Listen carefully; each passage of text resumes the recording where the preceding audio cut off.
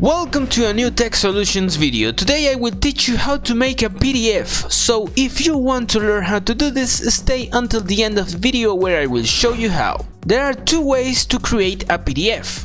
The first way is to use your web browser. If you want to create a PDF of what you are currently viewing, simply right-click and select Print to PDF. This will open a new window where you can choose to print or save the document.